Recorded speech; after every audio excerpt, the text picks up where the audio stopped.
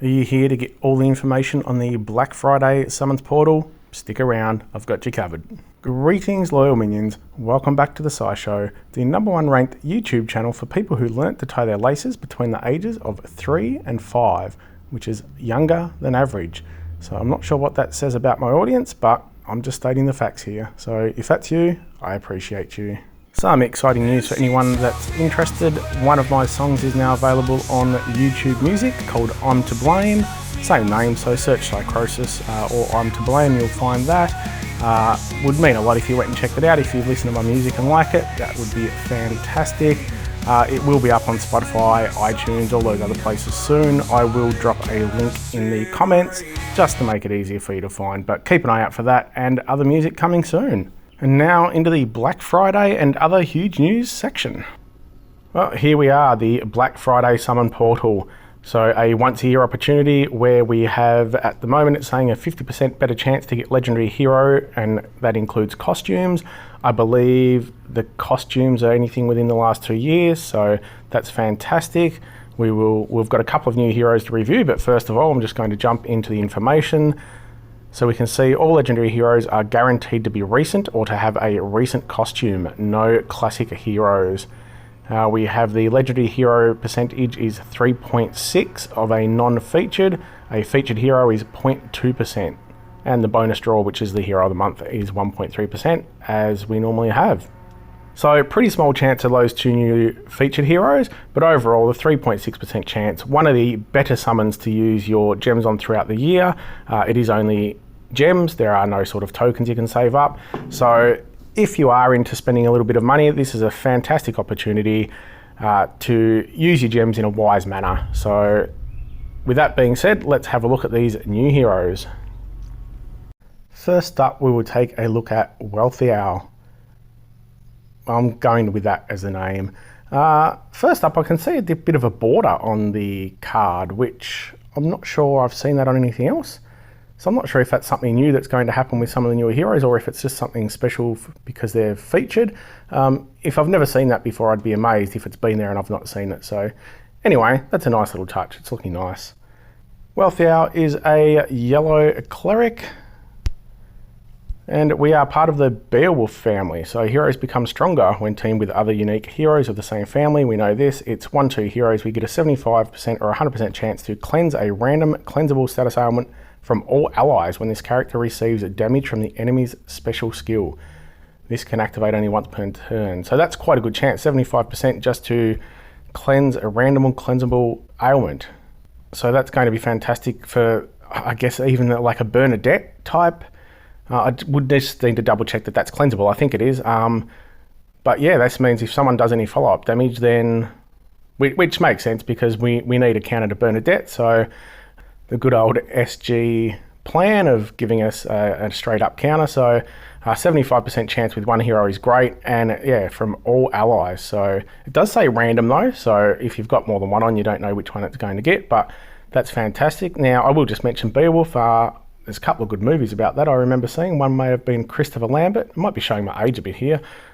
Christopher Lambert possibly, and one of my favourite actors actually, Mark Dacascos, being in the Crow TV series, which obviously I am quite Crow influenced in a lot of things, was in a movie called Brotherhood of the Wolf, I believe it was called. So anyway, go check those out if you're into sort of weird sci-fi Beowulf, woofy type movies. Back to the important stuff. Yes, so that's a good family bonus straight up. We have a few passives here. So mana on buff, the character gains 5% mana when they receive a buff or positive stack. That's always good. Any mana is good. Heal when status ailment expires or is cleared. So we're receiving 5% health each time a status ailment expires or is cleansed, removed, or reallocated from them. The effect can activate only once per turn. So again, that's always good to have something to keep you alive a bit longer. And resist buff immunity. The character has innate resistance against status ailments that give immunity to new buffs. So again, another handy little thing. All of these passives add up and just makes it harder and harder for people. I find myself a lot that I use a special and then wonder why it didn't work on someone, or wonder why something didn't affect them, and it's generally because of all these passives. So I think they're good for people that really study the game. You can really, use that to your advantage, but sometimes it's just, yeah, it's annoying sometimes to be firing specials often and having things not happen when you think they're going to, but that's what we've got. Now we'll look at the base stats. We've got 1050 attack, 1172 defense, and 2152 health, so that is quite good. We'll throw the max on there just to see the difference. I don't need to go through all those again. You can read. Whilst we're here though, we'll just have a check at the defense up Aether talent. So nice to get a little bit of extra defense.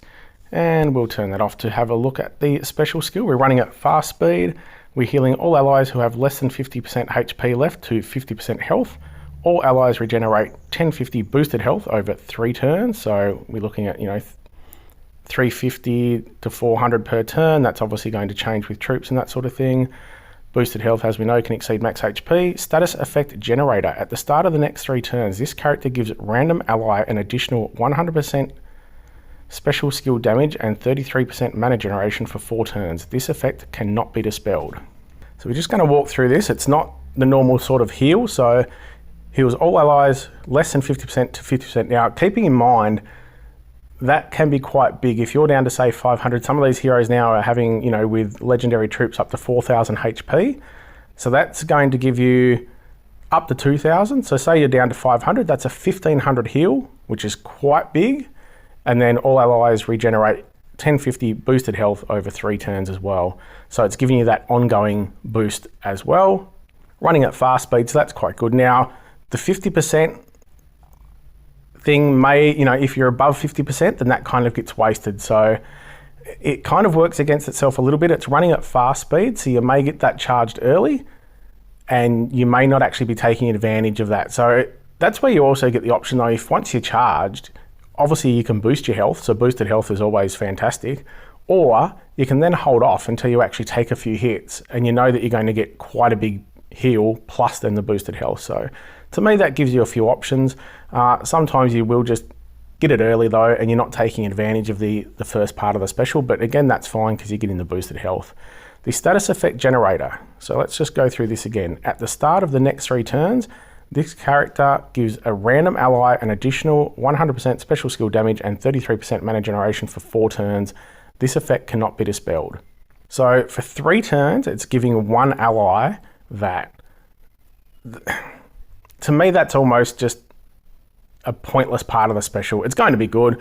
Occasionally, it may give it to the same character, which is going to be annoying, or it may give it to a character that doesn't have any mana, but it lasts for 4 turns, so it's a nice little bonus. The mana generation is always good. Extra special skill damage. So if you've got this thing in a team of attackers, then it's going to work in your advantage because whichever hero gets it, you're going to then have their special, especially if it's in a yellow stack. So it could even be a part of say a 4-1 stack where you've got 3 attackers and then this lady to heal as well, because you're getting the extra tile damage of having the 4 yellows, but then you're also know that if this lady's charged, then everyone else is going to be charged. So that next 3 turns, you can take advantage of the extra special skill damage. So overall, pretty good hero. I don't think it's ridiculously overpowered, but nice. It's 0.2% chance, so very low chance of getting it. But hopefully, if you are doing some pulls in this Black Friday, which again, I would suggest if you do spend it all or wanting to spend a little bit, this is probably one of the better portals to have a go at, depending on your roster. If you're already stacked, there's obviously a lot of heroes in here. So, there's so many good heroes, but also so many heroes you're going to already have. And I know I'm flicking through them very quick, but it's just to give you an example of who's there. If you're a sort of moderate spender or low spender, there's going to be heaps of heroes in here that are going to be useful with those new costumes. So yeah, that's the first look at Wealthy Hour, and now we'll move on to the next. Next up, let's take a look at Hrothgar. Very regal looking old dude who weirdly has a bowl of fruit, because what's scarier than a bowl of fruit?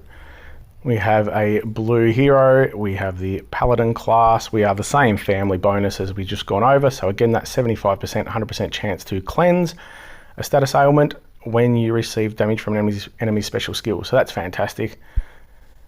We have a few different passives here. So we've got perfect accuracy. The character's special skill never misses its target. So that's nice. I'm not sure why that's listed as a passive rather than being in the special skill description like it is with other heroes, but that's what we've got. We have the heal when status ailment expires. So again, the character receives 10% health each time a status ailment expires or is cleansed, removed, or reallocated.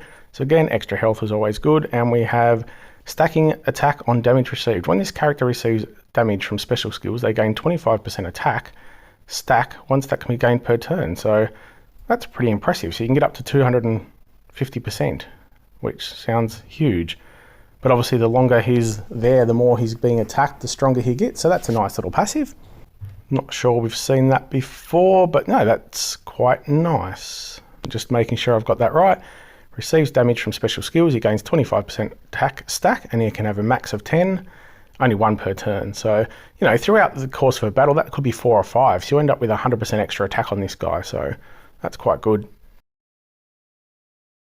Look at the stats here. We've got 1233 attack, so quite high attack, 1032 defense, and 1989 health. We will throw on the max power just to see the difference. We're up to 2600, so again, probably close to 4000 HP with those legendary troops. We've got the attack up ether talent, so we're getting an extra 20% for 6 turns. So again, that's just going to go on top of the passive, so extra attack everywhere. I'm hoping his special skill is an attacking special skill. We'll turn that back off. Special skill is running at average, called the King's Feast. We have 310% damage to all enemies, reduces the mana of all enemies by 20%. All enemies get minus 24% mana generation for 4 turns. And again, we have the status effect generator. So at the start of the next 4 turns, the character gives a random ally plus 70 attack and 50 defense for 5 turns. This effect cannot be dispelled. So this one's lasting for 4 turns, I guess because he's average. So it's doing it for 4 turns, and then it actually lasts for 5 turns. Can't be dispelled, so that's a fantastic little buff there. Yeah, I'm liking the look of this guy. He pretty good hit to all. He's removing the mana. We know that's so bloody annoying. I feel this guy is going to be a staple on defenses, even at average speed. I think just that mana cut. So he's not only taking mana off, we know that's annoying. You've got, you know, 3 or 4 heroes charged, this guy fires and you're gone. His paladin could even work as a tank with that defense and the other things he's got going on, but depending on where you put him, yeah, he's going to be bloody annoying on defense. So we're taking the mana straight up. We're also giving it minus 24% mana generation for 4 turns. Again, just slowing them down once you steal the mana, slows them down even further. And the added attack and defense boost for a random ally. Again, I'm not sure the random ally thing is great. I mean, it just slowly gives it to one, then another. If it gave it to everyone, it's probably overpowered, so it's understandable. But again, I'm not a huge fan of the randomness, but that's just me. So yeah, all in all, another great hero, 0.2% chance. Obviously going to work just fantastically well in a blue stack. You're hitting quite decently with 310. He's going to have quite a big attack stat, especially if he's been hit a couple of times. And you're then just giving all your other allies over time some extra attack as well. So, you know, you'd hit with this guy or hit with a defense down first, then this guy. Then if you can, wait a turn or two, 1 or 2 of the other heroes are going to be charged. They're going to have the attack boost and bang, it's all over. So yep, good hero. Like the card. I like the little border on the card, so hopefully that's a new thing that's coming in. Just gives a little bit of extra personality. Doesn't make it look as boring as some of the older ones. And yeah, if you have a pull for this guy, best of luck. I am going to also mention briefly, in a minute, I'm going to have a quick look at the visiting outfitter. I haven't done a video on that yet. I know there's been updates, a lot of updates with all the extra loot. I have been quite busy with my schedule, so I haven't been able to get as many videos out as I would like, but hopefully we're back on track now. But yeah, I will mention the outfitter shortly, but first of all, I'm just going to give you some bonus summons. So let's jump straight into the summons. No setting up or anything. We're just going to do a 10 pull and see what we get. If you're doing any summons, spend wisely and best of luck.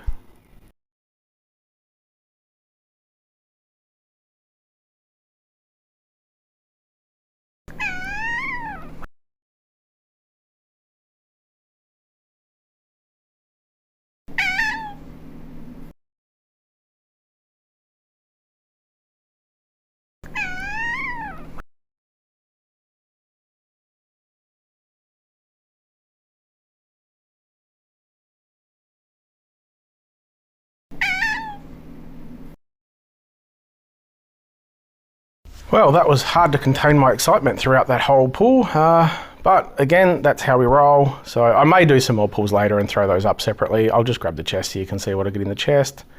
Nothing over. Oh, we've got a tome. I actually desperately need D-blades, so F you, small giant. Give me a bloody D-blade already. All right, let's take a look at the visiting outfitter. Just in case you don't watch other YouTube things or don't go looking, we are going to get an awesome improvement to the game coming up soon. I believe it might be the 7th of December. Where we are getting a thing called the Visiting Outfitter. So basically it's a recurring event which will allow players to get certain costumes for their heroes in exchange for gems. After selecting a hero, the outfitter will show which costume is available. The outfitter will always offer the oldest missing costume for the selected hero and only offers costumes released earlier than 18 months. So no tunes in that. It is quite old, but it's a great way of getting a costume for some of those heroes you may have that are getting a bit outdated that have costumes that you haven't got. So you can only choose those heroes which has a costume that you do not own, I think that's supposed to say. Once you select a hero, then you can see which costume you will get. In the live game, players will be able to get one costume per event. Now the costs in beta were 100 for rare, 200 for epic and 300 for legendary. I would presume not many people are going to be buying anything other than a legendary, but I don't think that 300 gem mark will stay. It may, that would be fantastic if they do keep it cheap, but I would be suggesting probably anywhere from 500 to 1,000. So keep in mind, this could be heroes that you may have recently picked up in the Fated Summons or Soul Exchange, you know, things like Guardian Gazelle, the Hatter, just a couple that spring to mind where Lord Loki is another one, so his costume will be in there. So if you have the base character, and obviously it's always a crapshoot when you do the costume pulls as to whether you get anything. So this is just a guaranteed way of grabbing a costume and making that hero much more viable again. So I personally have Lord Loki, and he's great being able to copy other people's skills, but he is quite weak, so I don't have the costume. So that's probably a no-brainer to me to grab his costume, beef him up, and then you can start taking him more against those heroes like your Bernadettes and those sort of things that have the epic special skills that you can copy. Especially someone like Bernadette, you look at, is very slow, whereas Lord Loki runs at average speed. So you're actually getting a hero that's always going to stay viable because he's always copying the skills of the newer heroes. So again, there's videos out there going through all the different costumes and that sort of stuff. I just wanted to mention it briefly, but as a straight up pick, you know, a Lord Loki, if you don't have his costume, that's just going to be absolutely huge. That's what I'll be going with. I'll obviously have a look once it comes out and see what other options I have. Just wanted to get that out there. So hopefully if you weren't already aware of that, now you are, so keep an eye out for that. You don't want to miss out.